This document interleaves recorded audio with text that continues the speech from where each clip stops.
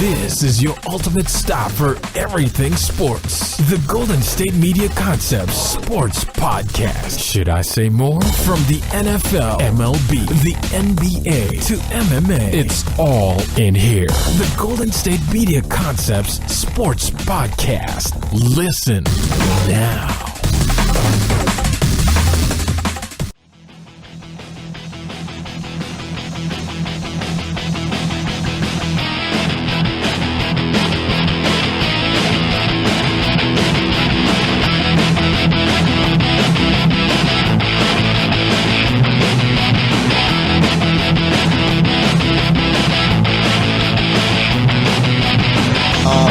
And welcome to the GSMC Sports Podcast.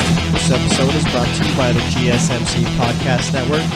And as always, I'm your host, Jesse Tapia, and thank you to the Kansas City Chiefs and Washington Redskins for giving me a show to do, something to talk about.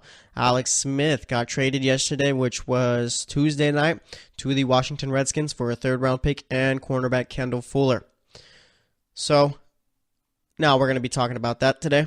We're going to talk about the Chiefs a bit too, what's next for them, and if Patrick Mahomes could be the guy. We're going to spend most of this first segment just talking about Alex Smith and pretty much what I think of the trade. Later on the shows when we'll talk about the Chiefs.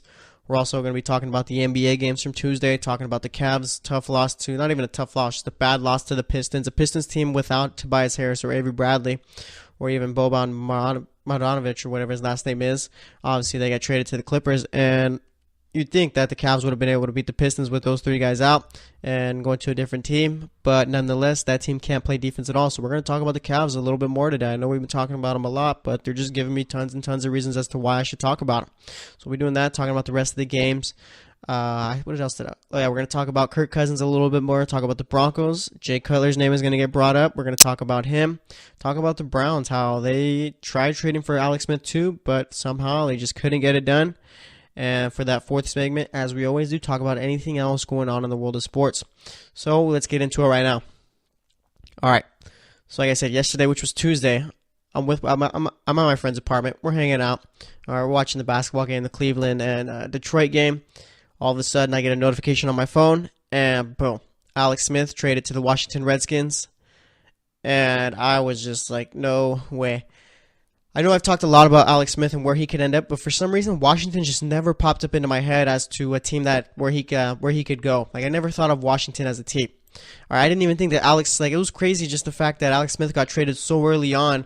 I mean, just in January, I thought this deal would have probably went down more during free agency or after the draft. I didn't think that Alex Smith was just going to be gone just like that. All right, and I mean, from what I've seen on Twitter and from everyone talking about it, no one really likes the deal. Everyone, I can tell, like the consensus on Alex Smith is that he's just a game manager quarterback, not that great, pretty average. All right, doesn't throw the ball down the field, just pretty much like a vanilla quarterback. And I get that, I understand it. Obviously with the Chiefs, besides this year though, because this past season, I mean, Alex Smith I think had one of the best years of his career, but I'm not sure I agree with everyone saying that pretty much Alex Smith is like he's not going to do well. Or he's just not good enough anymore. He's on the tail end of his career. He's 34, yada, yada, yada. All right? Because if you look at him with Kansas City, I mean, he played well this past season. Like I said, had one of the best years of his career. Let me see if I can pull up the stats from this season. Threw for over 4,000 yards, 26 touchdowns, 5 interceptions, had a 104.7 completion or quarterback rating. Excuse me. His completion percentage was 67.5%. So I'm no genius, quarterback genius or anything like that, but that sounds pretty good to me. Throwing for over 4,000 yards, having near 30 touchdowns, and only throwing 5 picks. And people are saying that Washington just messed up here. And I think the only part where Washington really messed this up is giving him the big contract that they did. Alex Smith got an extension with the Redskins. He's getting 4 years, $94 million, $71 million of that is guaranteed. I think that's a little bit too much for Alex Smith, but I understand you got to pay the guy to keep him, all right? And as far as like how Alex Smith is going to do with the Redskins, I think he'll do just fine. I think the Redskins are going to be, let's see, they finished, what was it? Let me see if I can find their record from the past season. They finished, let's see right here, they finished 7-9. Honestly, I think that they could be a win better with Alex Smith. If they do well in the draft, they could probably be finish 9-7. Like, the Redskins aren't going to be a bad team with Alex Smith. All right, I feel like this team fits him even more than Kansas City did as far as his skill set. You got Chris Thompson, who Alex Smith could look for out the backfield as far as throwing him the ball. Josh Dotson's going to be in his second year. He showed some promise last season. Jamison Crowder, not a guy who runs deep or anything like that. He's a nice little route runner. And then you got guys like Rob Kelly and Ryan Grant also playing receiver. Then you got Vernon Davis and Jordan Reed if he can stay healthy. This team, this offense right here, can make Alex Smith still play well at quarterback. All right, and Alex Smith, like we tend to think that Alex Smith was only good with Kansas City. Let's not forget those last couple of years when he was with San Francisco. I think it might have been just the last year, actually, when they went to the Super Bowl. Alex Smith was playing well that season, like extremely well. All right, San Francisco didn't all of a sudden start playing well once Alex Smith got hurt and Kaepernick came in. Alex Smith was playing well that season. San Francisco was looking like a solid team, and then he has a concussion. Kaepernick comes out, and we all know what happens there. All right, so this whole Alex Smith was only good in Kansas City, and he really hasn't done anything ever since. I mean, no, he started playing well in San Francisco. All right, Alex Smith, yeah, he's not going to make anyone around him better, but if you put the right people around him, he's going to play extremely well. So I really like this move for the Redskins. All right, I'm going to go against everyone. I think that this is a nice little trade for them. I also saw that people are frustrated with them giving up Kendall Fuller. I haven't seen him too much, but from what I've heard and what I've read, it seems like he was a solid little young cornerback, and the Redskins gave up too much for him.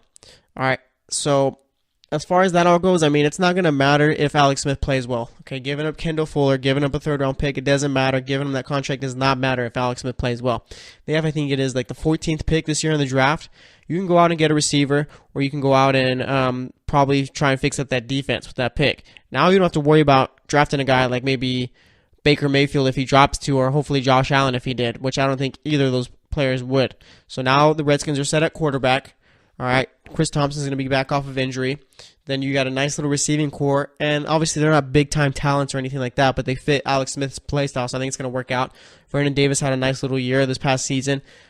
I'm not going to hold my breath on Jordan Reed because the guy's just pretty much need to put a big Band-Aid on him. He's a walking bag of glass, always hurt. So now in the offensive line I think the offensive line in Washington's better than the one in Kansas City, so that's an upgrade there. And like I said, they just got to fix the defense now in the draft, and you can use that 14th pick on your defense. So I really like this trade.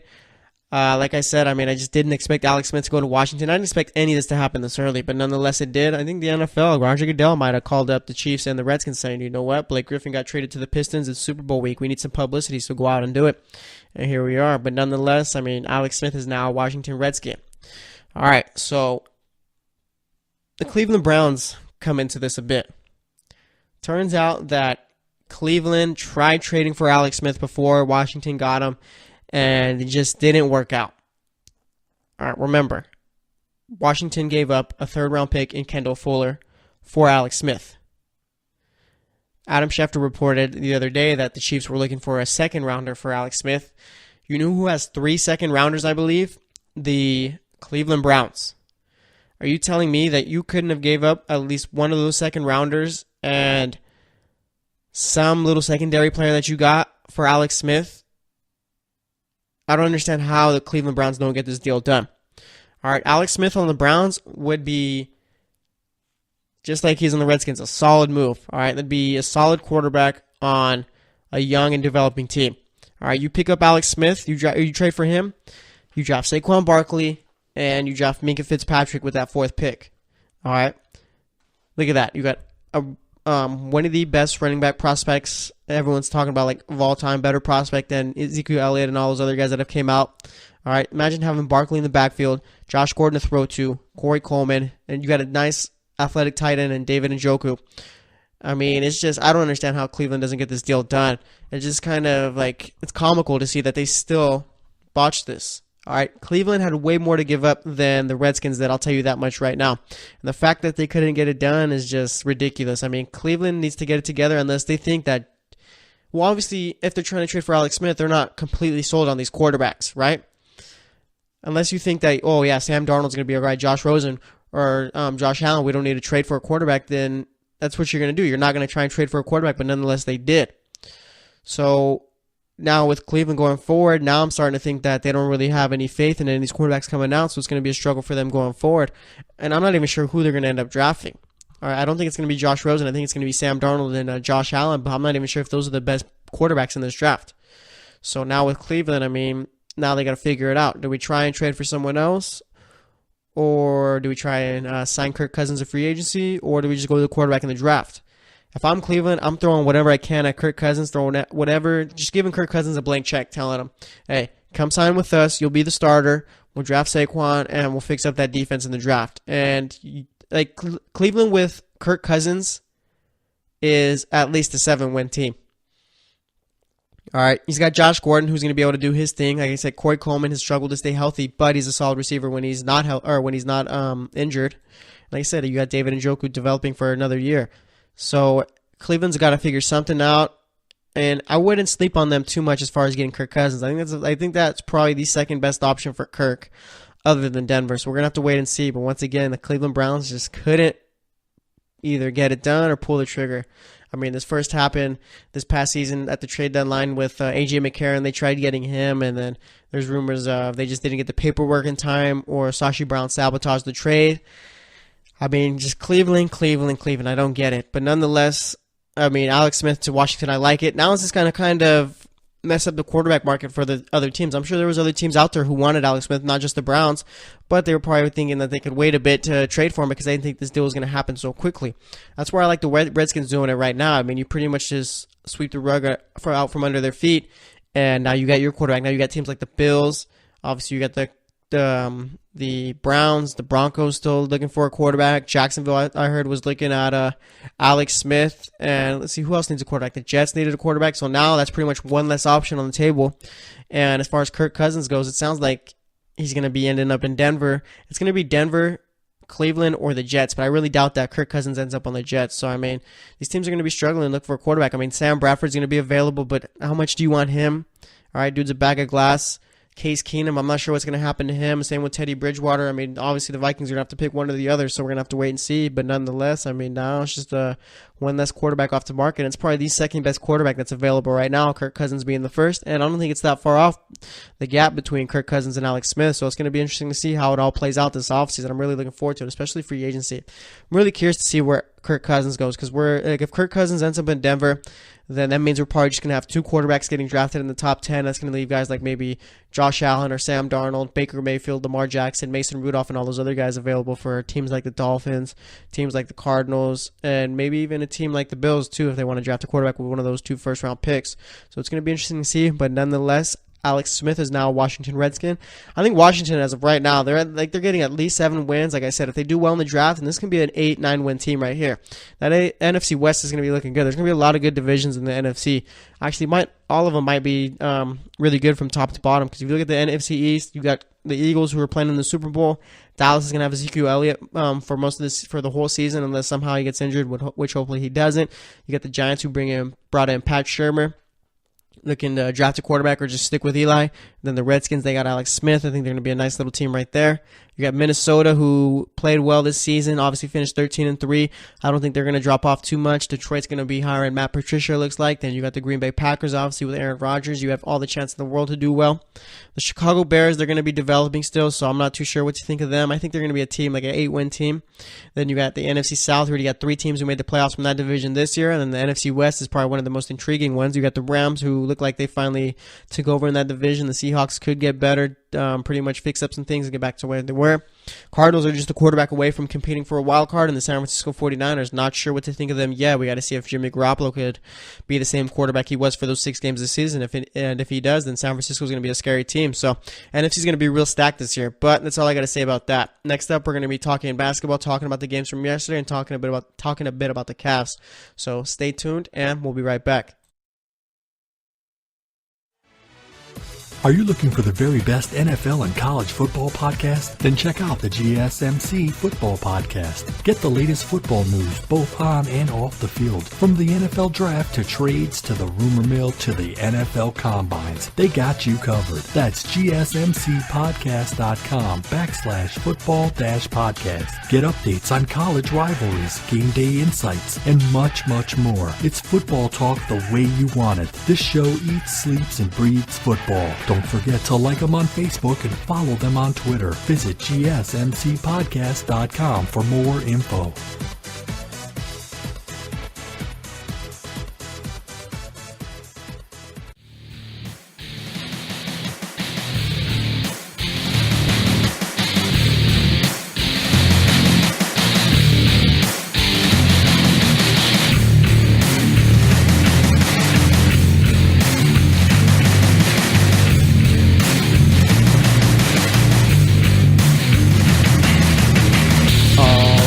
And welcome back to the GSMC Sports Podcast.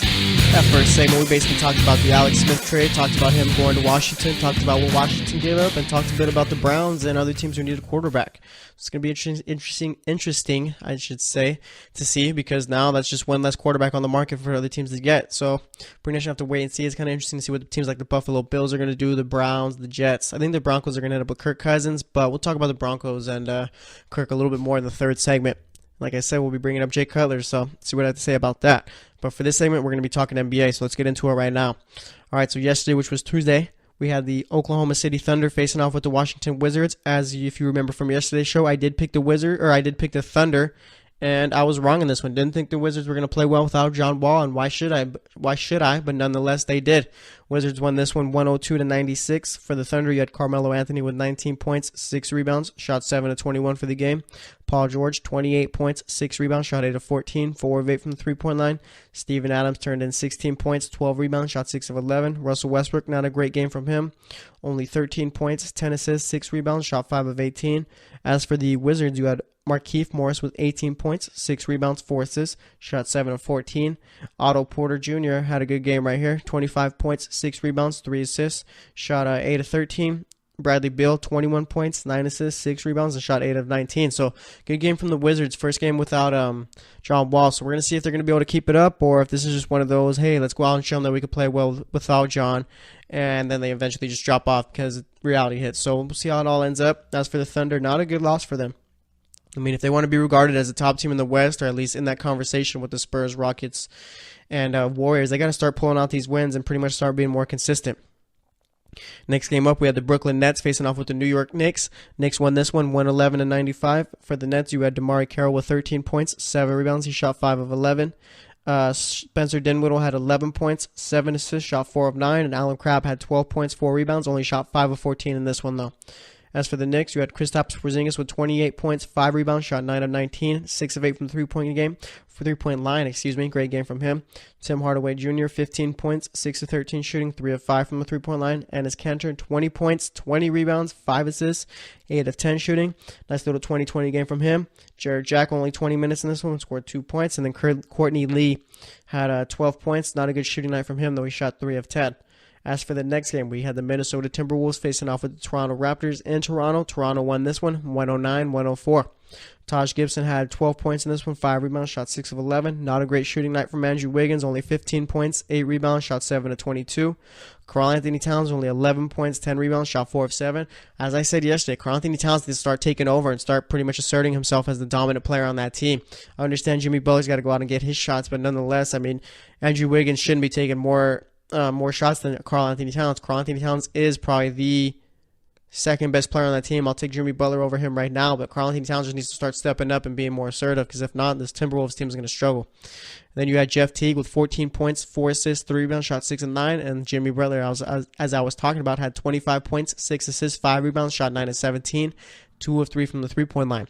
For the Raptors, you had Serge Ibaka with 15 points, 6 rebounds, shot 6 of 11, 2 of 5 from the three-point line. Jonas Valanciunas with 18 points, 11 rebounds, shot 8 of 12. Kyle Lowry, 15 points, 9 assists, shot 4 of 10. And you had DeMar DeRozan with 23 points, 8 assists, 4 rebounds, shot 6 of 18, 1 of 6 from the three-point line. Once again, the Toronto Raptors won that one, 109-104. Then for one of the games I was watching last night, Cleveland Cavaliers versus the Detroit Pistons. All right, this game was in Detroit. Again, Detroit just recently made that trade for Blake Griffin, so they did not have Tobias Harris, Avery Bradley. And what did they do? Instead of playing poorly, they pretty much dropped 125 on the Cavs. Detroit won this game 125-114. For the Cavs, you had Kevin Love, who only played 5 minutes, broke his hand, going to be out for, I think, a couple months. And we'll talk about that a little bit more after I'm done doing the stats. LeBron James, 21 points, 7 assists, 6 rebounds. He shot 9 of 20. Not a great night from him. Tristan Thompson, 8 points, 10 rebounds, shot 4 of 9. Isaiah Thomas, not a good shooting night from him either. Has really struggled since he's came back. 19 points, 5 assists, 3 rebounds, shot 3 of 10. J.R. Smith, pretty much a terrible shooting night every night for him this season. Had 4 points, 5 rebounds, shot 2 of 10, 0 of 4 from the three-point line. Jay Crowder off the bench, only 8 points, shot 3 of 8. Channing Frye played well in that game. He had 20 points, 6 rebounds, shot 6 of 9, 4 of 7 from the three-point line. Channing Frye, I think, is going to be a guy who gets traded at the deadline in order to bring in someone to help come in and pretty much jump into that starting five, but I think that trading Channing Frye is just going to make them worse. Channing Frye is pretty much the only guy who I think really shows up game in and game out and pretty much tries to do his best. Dwayne Wade, he had 18 points, 8 rebounds, 5 assists, shot 6 of 8, and then Kyle Korver hit 2 threes in this one. He finished with 10 points, 3 assists. As for those Detroit Pistons, you had Anthony Tolliver with 20 points, 4 rebounds, 4 assists, shot 6 of 9, 3 of 6 from the three-point line. Reggie Bullock with 22 points, 9 of 15 shooting, 4 of 6 from the three-point line. Andre Drummond with 21 points, 7 assists, 22 rebounds, 9 of 12 shooting. Ish Smith, 19 points, 7 assists, 8 of 17 shooting. And then probably the best performance of the night, even with Andre Drummond getting 22 rebounds, 21 points, was a game from Stanley Johnson. He had 26 points, 10 rebounds, shot 10 of 21 from the field. All right, that was a career high in points for Stanley Johnson. And as I was watching this game, I mean, the guy's always had solid athleticism. Right? He's always had the ability to become a solid NBA player. I think it's just confidence has been one thing that's held him back. And watching the game yesterday, you saw like he wasn't short of confidence at all. Dude was going out there up against LeBron, hitting shots on him, pretty much hitting shots on anyone that tried guarding him. Was guarding LeBron for most of the game. Like I said, LeBron only shot 9 of 20 in that game, so Stanley Johnson did well. Really big game from him. I'm not sure still if the Detroit Pistons are going to end up trading him. I saw that there's a little rumor going around that it might be Stanley Johnson for Rodney Hood and bringing Rodney Hood obviously into Detroit. I actually said on yesterday's podcast, I was talking about possibly trading Stanley Johnson and Reggie Jackson for a guy like Kemba Walker. I'm not sure if they could do that though, since Reggie Jackson's still hurt, but nonetheless, if he comes back healthy before the trade deadline, you could go ahead and make that deal. So, not sure, but this was a good game from Stanley Johnson. More of an encouragement, more of a type of don't trade me game. Let me play out and I'll do well. As for the Cavs, like I said, Kevin Love broke his hand within 5 minutes of the game. That hurts the Cavs big time. Not because of his ability or what they're losing on the court. It's what they're losing as far as trade bait. Now you can't trade Kevin Love. The guy's going to be out for 2 months. Obviously, it's going to be way farther than way past the trade deadline when he's healthy. You can't trade Kevin Love. What do you do now? All right? Because I'll tell you this. Channing Frye, J.R. Smith is not going to get you a DeAndre Jordan type player. All right? It might get you a George Hill, but it's definitely not going to get you DeAndre Jordan. Isaiah Thomas, what do you do with him? I think that Isaiah Thomas is the next man up for besides Kevin Love for the guy who could get traded. All right, Isaiah Thomas so far, I mean, ever since he's been back, he's played about, like maybe 10, 15 games around there in that range, and he just hasn't looked good at all. It's been kind of frustrating to see him play that way. I really enjoyed watching him last year in Boston, but nonetheless, this season he just hasn't looked good. And that's one thing too. Like not only he just not look good, he just doesn't look like he fits in with that Cavs team at all as far as what they run on the offensive side. All right, Isaiah Thomas it's kind of weird seeing him out there. It's pretty much when they're playing defense, it's 5-on-4 pretty much. He's not really out there doing too much. And on the offensive side, I mean, he's not really getting the ball too much unless he's taking it down the court. Okay, if it's him and LeBron on the same playing together, then LeBron's gonna get the ball more, and that's gonna make Isaiah Thomas struggle more than it should. So, I mean, as far as what they do with Isaiah Thomas, I think you trade the guy. I'm not really sure what Isaiah Thomas gets you right now, but I know that, I mean, you could wait and see, like, wait past the trade deadline and see, you know what, we'll take a chance on Isaiah. Maybe he gets back to what he was from last season. But, I mean, that's a big risk that you're taking, all right? He's dealing with a hip injury. He's a small player, so obviously he needs his hips and his legs to be pumped in order to play well. And what if the hip injury just keeps him from getting back to what he was? Then you're stuck with Isaiah Thomas, and you're not making the finals that way. Honestly, I don't think they make the finals with any deal that they do as far as trading. I don't think there's anyone that you could bring in and makes them considerably better. Unless somehow they made like a Brock blockbuster deal for Anthony Davis, but they don't even have the pieces to do that. So it's going to be interesting to see how it all ends up. But like I said, I mean, if I'm the Cavs, I'm looking to trade Isaiah Thomas now that I can't trade Kevin Love. You can still do J.R. Smith and Channing Frye for a guy like George Hill, but maybe you could do like Isaiah Thomas and I was thinking maybe you could do like Isaiah Thomas and the Brooklyn pick for DeAndre Jordan, but the Clippers already got their point guard. They got Milos Teodosic, and he's been playing well, so I don't see the Clippers doing that. So right now the Cavaliers are pretty stuck, and I don't see them getting better for them anytime soon. I mean, right now they're 29-20, and just not looking good at all. What Cavs are missing right now is someone to pretty much take the workload off of LeBron's shoulders. They're missing a Kyrie Irving. All right, trading Kyrie Irving, I understand that there was rumors about how if they didn't trade him, then he would have got knee surgery and missed out of the year. Kyrie Irving said that wasn't true. All right, but that's exactly what they're missing. They're missing a Kyrie Irving type player. All right, because Isaiah Thomas, I'm sure they thought that Isaiah Thomas could be that, but he just hasn't been just because he's not 100%. All right, Jay Crowder hasn't played well. You have no one else on that team who could create their own shot besides LeBron. So right now the Cavs are stuck. They need a go-to scorer, but I don't think they're going to end up with that. And the one that they used to have is now playing in Boston on the number 1 team in the East. So Cavs right now, it's not looking good for them, especially if let's say they get bounced in the Eastern Conference Finals. I don't see how they keep LeBron. All right, I think LeBron ends up at Houston or San Antonio. I don't see him ending up in LA or anything like that. But, I mean, the Cavs got to start worrying, and so do those Cleveland fans. That's all I'm going to say about that, though. As for the next game, we had the Orlando Magic facing off with the Houston Rockets, and oh boy, what a performance that James Harden put up. Rockets won this one 114-107. For the Magic, you had Jonathan Simmons with 15 points, 7 of 13 shooting. Elfrid Payton only 4 points in this one, 2 of 6 from the field, only played 18 minutes. No Aaron Gordon in this one, out with a hip flexor injury. Off the bench, you had Mo Spates with 17 points, 5 rebounds, shot 6 of 11. Shelvin Mack with 15 points, shot 5 of 5, 2 of 2 from the 3-point line off the bench. For the Rockets, you had Ryan Anderson with 10 points, 3 rebounds, shot 3 of 5 from the field. Clint Capella with 12 points, 13 rebounds, shot 6 of 14. And here's where James Harden comes in. The guy had 60 points, 10 rebounds, 11 assists, shot 19 of 30, 5 of 14 from the 3-point line. First ever triple-double for a player where they score 60 points also. All right, I know sometimes like stats like that are kind of meaningless because it's pretty much just like it's just something random. But nonetheless, I mean, James Harden, as of right now, is the MVP of the league. All right, over Steph Curry, over Kevin Durant, over LeBron, over anyone else. James Harden, as of right now, should win the MVP award. It's ridiculous what the guy's been doing. I mean, like I said, and I'll say it again, I mean, last year if Russell Westbrook has an assist or two less, then James Harden wins the MVP. And Steph Curry won it over that. Was that the year Steph Curry won it over Harden? Was that the year Curry got it unanimously, or was that the year after? I can't remember, but nonetheless, James Harden, he's overdue for an MVP award, and I think he's going to get it this season. I mean, the guy missed 2 weeks, hasn't missed a beat after that. I mean, it's just ridiculous. 60 points, 10 rebounds, 11 assists. And he didn't even, it's not like he took a bunch of shots like a Kobe game either. He shot 19 of 30. That's pretty good right there. That's more than 50% right there. Yeah, Jesse could do math. But nonetheless, I mean, James Harden, as of right now, is the MVP of the league. And then for the next game, we had the Sacramento Kings facing off with the New Orleans Pelicans. Kings surprised me in this one. I mean, the Pelicans kind of disappointed, but nonetheless, the Kings won this one 114-103. You had Zach Randolph with 26 points, 12 rebounds, shot 11 of 23.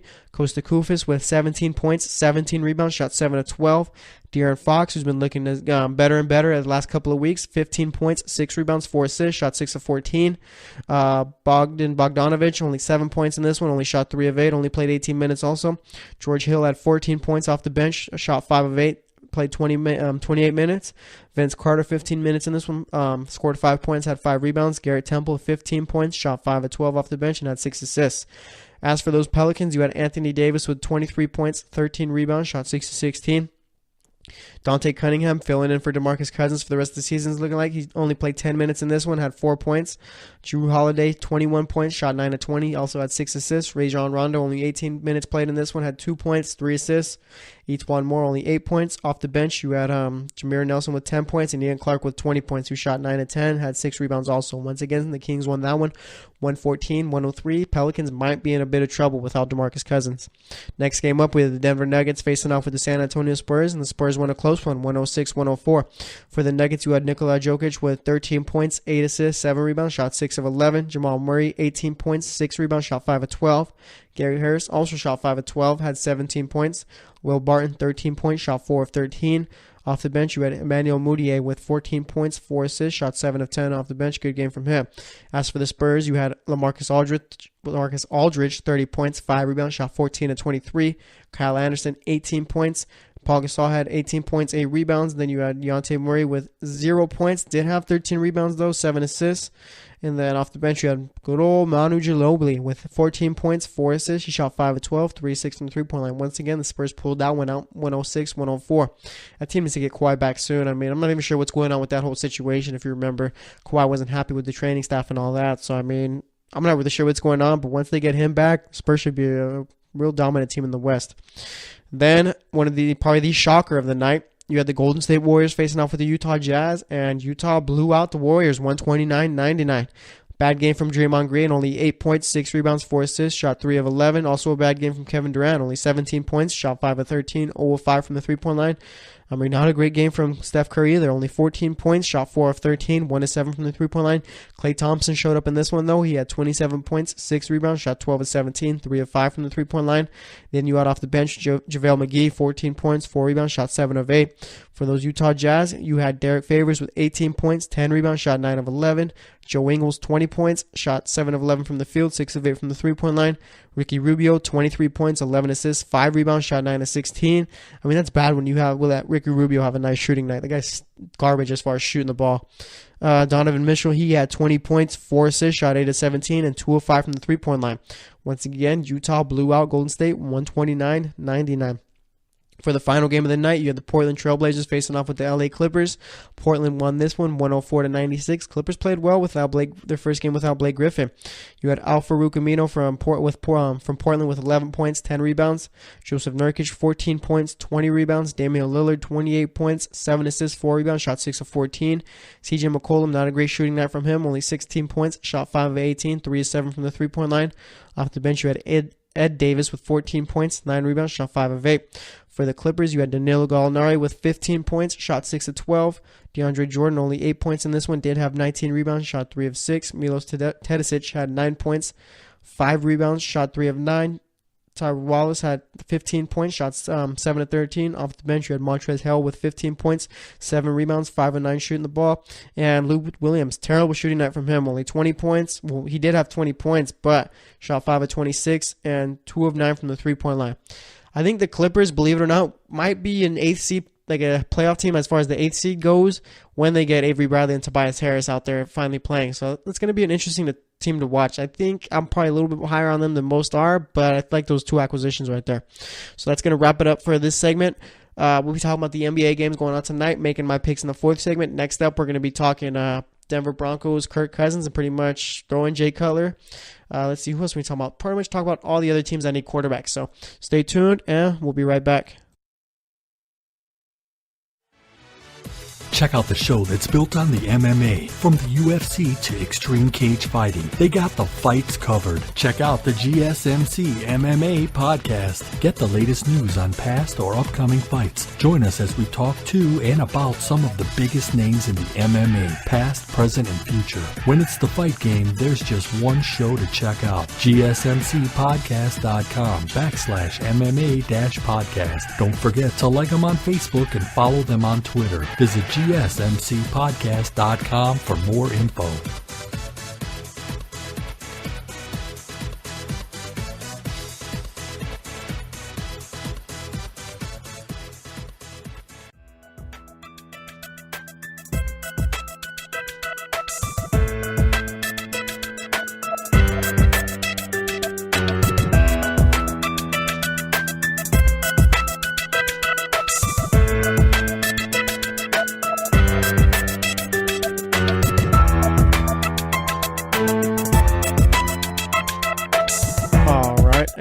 Back to the GSMC Sports Podcast.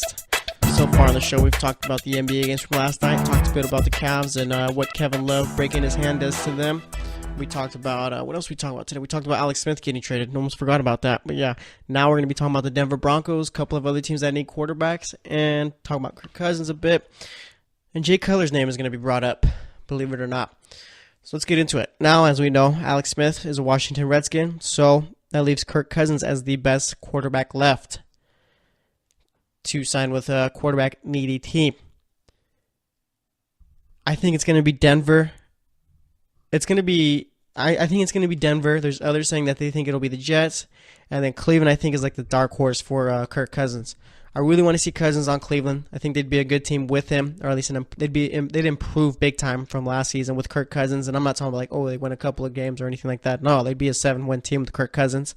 With Denver, that's a playoff team, and with the Jets, I don't like that fit. I don't think Kirk Cousins does well in New York.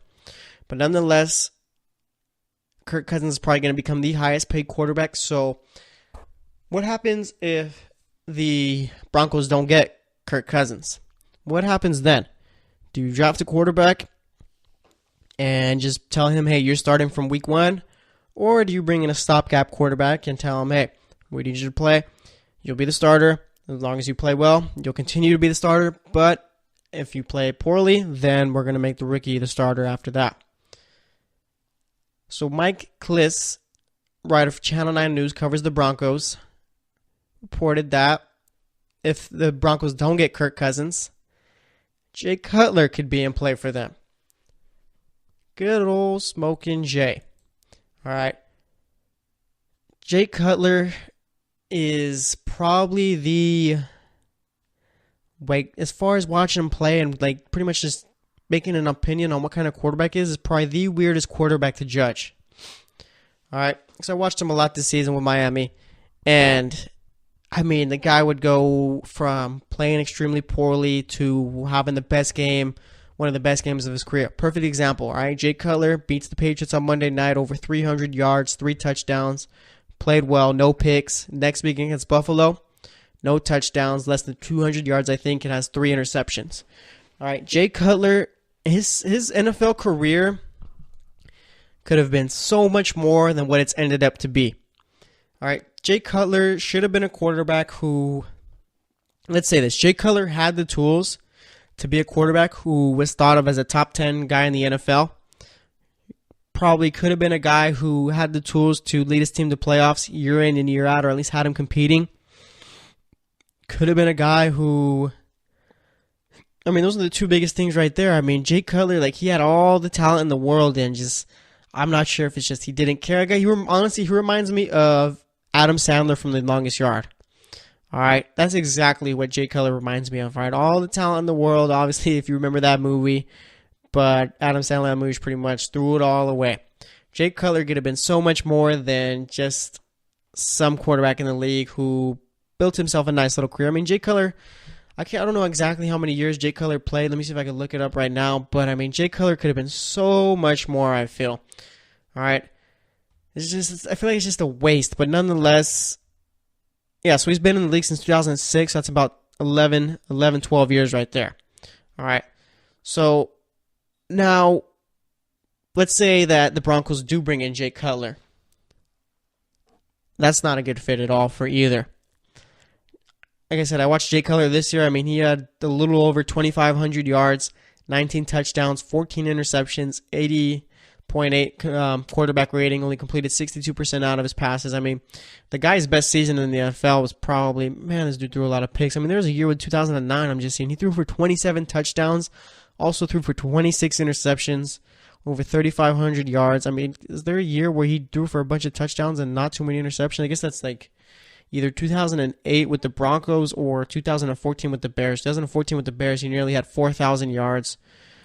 Threw for 28 touchdowns, only 18 interceptions, 88.6 quarterback rating. In 2008 with the Broncos, he had over 4,500 yards, 25 touchdowns, 18 interceptions, 86 quarterback rating.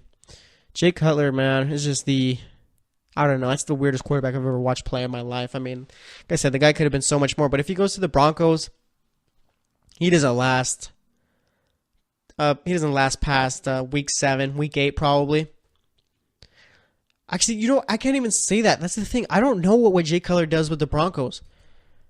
Like I said, Jay Cutler has all that ability, but it's up to him on whether he wants to put it all together and play well. It's just, it's ridiculous to see. I don't understand. I mean, man, Jay Cutler, like I said, just the weirdest quarterback of all time. I mean, Jay Cutler could go out and play well with the Broncos, and like Jay Cutler has the ability, and I don't think this would happen. Jay Cutler has the ability to go sign with the Broncos, be their quarterback, and pretty much say, you know what, I'm going to try every game and use this monster arm that I have and have him fighting for a playoff spot, like a wild card spot. Like, Jay Cutler could do that. I understand most people don't like Jay Cutler, but you got to look past that and see the guy, like, he still has the tools to be a good quarterback. Like, there's so much left of Jay Cutler, I feel. I mean, he's only played 10 years, or 12 years, I mean. But, I mean, if I had to put money on it, he wouldn't last till week 8 just because, I mean, it's Jay Cutler. You can't bet on Jay Cutler ever, but he does have the ability to be a solid quarterback. But, I mean, I don't know. Like I said, just talking about Jay Cutler is just kind of weird. Nonetheless, though, the Broncos do that. I mean, if the Broncos don't get Kirk Cousins, they're drafting a quarterback for sure. I'm not sure if it's going to be Josh Allen or Sam Darnold. I think one of those two will be available by the time the Denver's number 5 pick comes up. And I think that if Denver doesn't get Kirk Cousins, then that means he's going to Cleveland. I just don't see it with the Jets. I don't see, like, Cleveland as of right now. If I'm Kirk Cousins, looking at both teams, the Jets and the Cleveland Browns, I understand that Cleveland went 0-16 this past season, but they have a better situation to go to. All right, and that might be a bit of a hot take right there, but they got a young and developing defense who competed last year and showed that they could play well. All right, you got Josh Gordon back. Josh Gordon this year is going to be a solid receiver. I have no doubts about it. Corey Coleman, if he stays healthy, he's a solid receiver. You got David Njoku in his second year. And like I've been saying, if the Browns get Kirk Cousins, they're drafting Saquon Barkley number 1, I feel, and then Minka Fitzpatrick with that 4th pick. All right, that offense is better than what Kirk Cousins would have with the Jets, I think. But, I mean, the Jets do have that whole thing where they have better coaching. So, I mean, that's one thing you got to look at. Hugh Jackson, I think, in Cleveland is a dumpster fire. I think he should have got fired this year. But, I mean, he's getting another chance. So, I mean, if I'm Kirk Cousins, like I said, I'm looking at the Jets and I'm looking at Cleveland. I'm going to Cleveland because I feel that they're going to pay me even more than what the Jets can, even though the Jets have tons of cap space. All right, but what about the other teams that need quarterbacks? What do the Bills do now that Alex Smith is gone? What do the Cardinals do now that Alex Smith is gone? Jacksonville, they said that they were planning on making Blake Bortles a starter. Are you sure about that? Do you really want to do that still? You still want to make Blake Bortles your starting quarterback? I mean, Jacksonville might be a little dark horse for Kirk Cousins, but like I said, I mean, I can't really trust it because they went out and said that Blake Bortles was going to be their starter for 2018. So what do? You go out. I mean, who's out there really now? Sam Bradford. I've been seeing that the Vikings might franchise Case Keenum. I'm not sure what Teddy Bridgewater does, like if he's going to be a stopgap quarterback now. I mean, poor Teddy Bridgewater, man, was improving the first 2 years he played. Looked like he could have been the franchise quarterback. Pretty much blows his knee to shreds, tears his ACL, and then now he's thought of as a stopgap quarterback. Poor Teddy Bridgewater, man. What could have been? But nonetheless, I mean, those teams with that need quarterbacks are going to be struggling, especially in the draft. I mean, yeah, let's see. There's going to be 3 quarterbacks, I think, going in the first round. In the first top 10, it'll be Darnold, Rosen,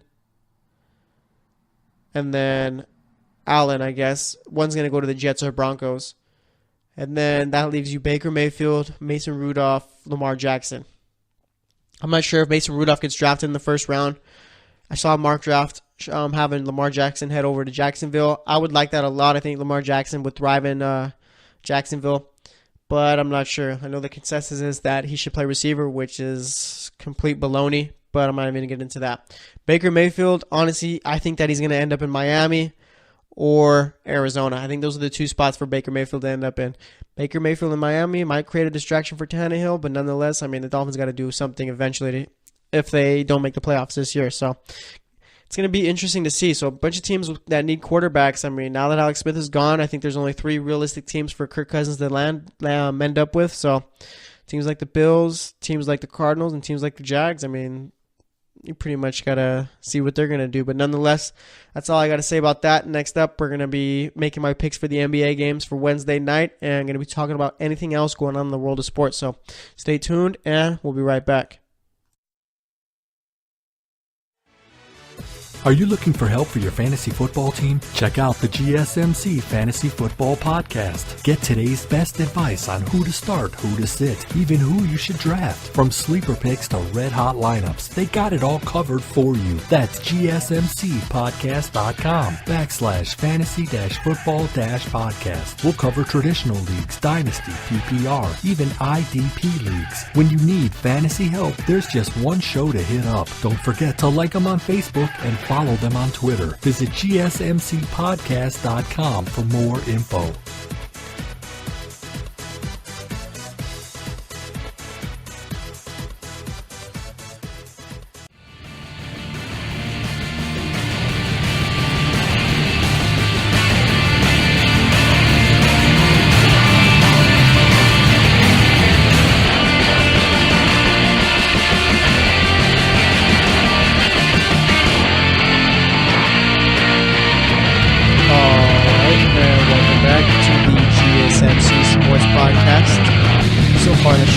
Alex Smith going to the Redskins. We talked about the NBA games from last night. We talked about Kevin Love breaking his hand and how that pretty much changes everything up for the Cavs and what their trade plans are.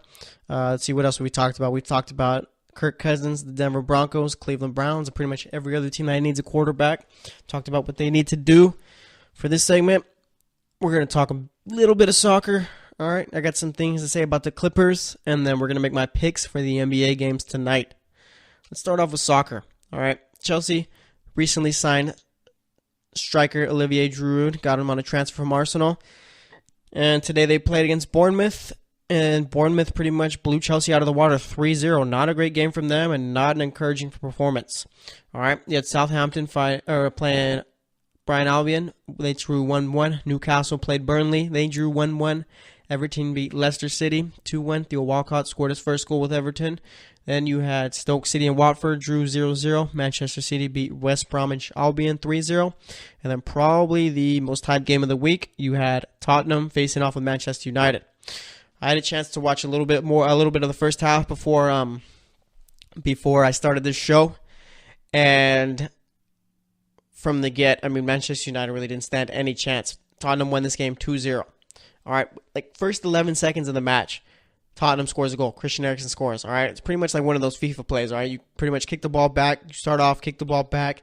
Guy who gets the ball kicks it up, ends up in the penalty box, bounces around, and then lands on the right feet. They score. That's how that pretty much went. It's no big deal, not the ideal start, but Manchester United could pick it back up. All right, again, this was Alexis Sanchez's his Premier League debut with Manchester United. I think he played an FA Cup game last week, but nonetheless his debut in the Premier League. So all right, got to get back to it. It'll be fine. And then the second goal comes, and that was a Phil Jones own goal. I think it was Kevin Trippier who crossed the ball up into the middle. Instead of using his left foot to clear it out, Phil Jones uses his right and hits a nice little beauty into his own net, which makes it 2-0. And from summary I read from the game, it was pretty much all Tottenham the entire day. All right, not ideal for Manchester United. I got to look at the table, see where everyone's all ended up. I think United are still number 2 in the table, but nonetheless, just brutal from them, especially having Alexis Sanchez on his Premier League debut. Also, Arsenal, they finally got Pierre-Emerick Aubameyang. I'm not sure how he's gonna fit with Arsenal. I'm not sure if Arsene Wenger is gonna start him and Lacazette together, or if he's gonna play with one striker and have one come off the bench. If he was smart, he'd play both, but he's not too smart anymore. So we'll have to wait and see. For the top 6 in the table right now, you got Manchester City at number 1 with 68 points, Manchester United at number 2 with 53 points. Then you got Liverpool at 3, Chelsea at number 4, both with 50 points. Tottenham with 48 points at number 5, and then you got Arsenal at number 6 with 42 points. So it's looking like, the race for the Premier League title is already over. It's looking like Manchester City's going to end up winning it, but nonetheless, they could falter, maybe drop some points, but I don't really see it happening. They're buying everyone who's anyone to come play for them. So, like I said, that's all I got to say about that. Now let's talk about the Clippers for a bit. All right. Remember, at one point, they had Chris Paul, Blake Griffin, DeAndre Jordan, Doc Rivers. Team that, could have probably made it to the Western Conference. At least you'd think that. You'd think that they can make it to the Western Conference Finals, give whoever they played a run for their money, maybe even play in the finals, all right, during that little period. And that just wasn't the case. The Clippers were the San Diego Chargers when they had LT and Phillip Rivers. And even that Chargers team at least made it to the AFC Championship a couple of games, I believe. I mean, that Chargers team had all the talent in the world, but just couldn't put it together. And that's exactly what this Clipper team was. I mean, now it's all blown up. Chris Paul's gone, Blake Griffin's gone, and DeAndre Jordan might be gone before the trade deadline. I mean, it was such a waste. All right, Doc Rivers is Marty Schottenheimer, and he just couldn't get the most out of this team. He just couldn't get him to get over the hump. All right, for them to have those three players and pretty much get bounced in the second round, be lucky enough to even make it to the second round. I mean, it's such a waste. I mean, this team should have did so much more. At least make it to the Western Conference Finals. All right, I don't like to be the guy who talks about, oh yeah, like one certain player can't make it to the finals or anything like that, because I get it's a team sport. But I mean, Chris Paul, maybe he's cursed or something, but that Clippers team underachieved big time, and now it's all blown up. All right, I don't understand how they just simply couldn't put it together. I mean, I understand that Blake Griffin was hurt in the playoffs one year, but nonetheless, I mean, for them just to not be able to finish up and pretty much do the job that they needed to do was just ridiculous. I mean, the Clippers are the ultimate underachieving team of the last 10 years, if we're being honest here, unless I'm just completely missing someone. I mean, those Heat teams won titles. The Celtics won that Garnett. Allen won a title. Spurs won a title. The Warriors are dominating right now. Cleveland got a title. I mean, maybe that, like the Rockets team now, it could be that team that's underachieving. But, I mean, we still got to give them time. And look at that. Chris Paul's on that team. So, I have to go ahead and say that the Clippers team with Doc Rivers coaching, Chris Paul, DeAndre Jordan, Blake Griffin, now it's all blown up. Probably the most underachieving team of the last decade in the NBA. They should have did so much more. At least get to a Western Conference Finals at least. And they couldn't even do that. So, that's all I had to say about that. I just wanted to give a few thoughts about it. Now, we're going to make my predictions for the NBA games for Wednesday night. Let's see how many games we got going on. 1, 2, 3, 4, 5, 6, 7, 8. 8 games going on tonight. ESPN's got 2 of them. The last one's a bit of a doozy, but nonetheless, here we go. We got the Grizzlies facing off with the Pacers. I mean, Memphis really, the only really relevant thing about Memphis is whether or not they're going to trade Tyreke Evans. He's been linked to Boston. He's pretty much linked to any team that's trying to contend and needs a nice little bench score. Like, it needs a nice score off the bench. So, I mean, he's going to be linked to Boston. He could be linked to the Cavs. Could possibly be linked to a team like the Spurs, maybe. Like I said, he's going to be pretty much linked to any team that's contending. So, it's going to be interesting to see where he ends up. Right now, the Pacers, I think they're going to be buyers at the trade deadline. Right now, they're 28 and 23. Let me see where they are. I think they're currently 5th or 6th. Oh, they're 7th, actually, in the East. Tied with the Bucks and a half game behind the Wizards for the 5th spot. 2.5 games back of the Heat for that 4th spot. So I think they'll be buyers. They're going to try and go on with Victor Oladipo as their leader. You still got Miles Turner, who's actually coming off the bench, and he's been playing well. Domantas Sabonis has been starting, and he's been playing extremely well also. Darren Carlson's been a nice little option at the point guard position. So it's going to be interesting to see what the Pacers do as the season goes on. But as for the game tonight, I'm going to pick them since they're the home team. Pacers are currently 17-10 at home, and the Grizzlies are currently 5-16 on the road. So I got the Pacers beating the Grizzlies. Then we got to battle the young teams. We got the Lakers facing off with the Magic in Orlando. Let's see. I wonder if is Lonzo Ball been playing? Is he back? Or is he still out? So Lonzo Ball still out. I'm not sure. Like, I think is it still with a shoulder injury or is he out with an ankle injury? Don't remember exactly, but nonetheless, it's going to be interesting. I'm not sure who to pick in this one just because of the fact that the Magic really aren't consistent at all, even with the young guys they got. Currently 14-35, and the Lakers really don't look too great without Lonzo Ball, but Kyle Kuzma's been a nice little option for them this season. Probably a top 5 rookie. Kuzma is. So, you know what? I'm going to go with the Lakers in this one. I think they're going to be able to pull it out. Magic, like I said, aren't a good team. Lakers showed some development and promise, so I'm going to go with them. Then we get the Charlotte Hornets facing off with the Atlanta Hawks. Same with the Grizzlies. I mean, the only thing relevant about the Hornets is what they're going to do with Kemba Walker. I think could end up with a team like could end up on a team like Detroit. Maybe the Knicks, possibly. I've seen that thrown around, but I'm not too sure. I think the trade deadline is next week, so it's going to be interesting to see how it all unfolds. But as for this game, I'm going to go with I don't know who I want to go with. I'm going to go with the Hornets. I think Kemba Walker's going to play well. Dwight Howard's going to have a nice game. So, yeah, I got the Hornets winning this one. Then we get the Philadelphia 76ers facing off with the Brooklyn Nets. Philly's not a good road team. They're only 12-13 on the road. Nets are currently 10-15 at home. Nets coming off of a loss to the Knicks yesterday. And I think it's going to be back-to-back losses for them. I'm going to go with the 76ers on this one, and Joel Embiid's going to be playing. Then you got to worry about Ben Simmons and guys like Dario Saric and Robert Covington. So, yeah, I'm going to go with the 76ers just because they're the better team. So, I got the Sixers winning that one. And then we got the Miami Heat facing off with the Cleveland Cavaliers. I mean, Cleveland's coming off of a bad loss to the Detroit Pistons, and it's not easy going up against the Heat the very next day. The Heat are a good team, and they've been playing good basketball. They're only a half game behind the Cavs for that number 3 spot. So, I mean, the Heat, could they possibly take that over? Actually, yeah, I think if the Heat win, they're on the 3 spots. So, you know what? I'm going to go with the Heat. I don't trust the Cavs right now. They're not playing good basketball. There's no reason to pick the Cavs against a Heat team that's been playing well. So, you know, I'm going to go with the Heat. All right, Eric Spoelstra has that team playing extremely well. And like I said, the Cavs just don't play defense right now, and the Heat do play solid defense. So I'm going to go with the Heat. Cavs are favored, but I'm going with the upset.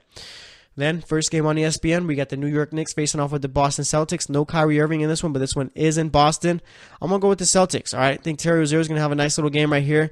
Brad Stevens, so far this season, has done well to figure out a game plan to limit Kristaps Porzingis and Joel Embiid. I think he's going to do it again against Porzingis today. So I'm going to go with the Celtics. I think you're going to see guys like Jaylen Brown, Jason Tatum step up. So I got the Celtics winning in this one. Then we got the Chicago Bulls facing off with the Portland Trail Blazers. I'm going to go with the Trailblazers in this one. They won yesterday against the Clippers. It's a back-to-back, but nonetheless, you should be beating teams like the Bulls if you want to make the playoffs. So I'm going to put my faith in the Trailblazers. I think Damian Lillard's going to play well. I think CJ McCollum's going to pick it up, or at least he's going to have to. So, yeah, I got the Trailblazers at home beating the Bulls. Then for the final game of the night, the second game on ESPN, we got the Dallas Mavericks facing off with the Phoenix Suns. The only really intriguing thing about this game is that you get to see Dennis Smith go up against Devin Booker. Plus TJ Warren, you get to see him playing. He's been playing extremely well. So it's going to be a fun little game, I think. I mean, obviously these teams aren't that great or anything like that, but they're young and they're, I guess you could say, kind of exciting to watch. Mavericks are 6-17 on the road. The Suns are 8-17 at home. So as far as those records go, it don't matter. I'm going to go with the Mavericks in this one. I think they're going to be able to pull it out. I think Dennis Smith Jr. is going to play well in front of everyone on national television. Wesley Matthews has been playing well the last couple of games. Harrison Barnes has quietly been having a nice season, averaging 18.5 points, 6 rebounds. And maybe Dirk can hit a couple of threes just for the feel-good factor. So I'm going to go with the Mavericks in this one. To recap my picks, I got the Pacers beating the Grizzlies, the Lakers beating the Magic, the Hornets beating the Hawks, the Sixers beating the Nets, the Heat beating the Cavs, the Celtics beating the Knicks, the Trailblazers beating the Bulls, and the Mavericks beating the Suns. So that's actually going to wrap it up for today's podcast. We talked about Alex Smith, talked about the NBA games from last night, talked about Kirk Cousins and the Broncos, and then talked a bit about how the Clippers are the most disappointing team of the last decade in the NBA. What else did we talk about on this thing? We talked some soccer, and I made my picks for tonight's NBA game. So thanks for listening to the GSMC Sports Podcast. As always, I'm your host, Jesse Tapia. We'll be back tomorrow, so stay tuned, and we'll talk to you later. You've been listening to the Golden State Media Concepts Sports Podcast, part of the Golden State Media Concepts Podcast Network. You can find this show and others like it at www.gsmcpodcast.com. Download our podcast on iTunes, Stitcher, SoundCloud, and Google Play. Just type in GSMC to find all the shows from the Golden State Media Concepts Podcast Network, from movies to music, from sports to entertainment, and even weird news. You can also follow us on Twitter and on Facebook. Thank you, and we hope you have enjoyed today's program.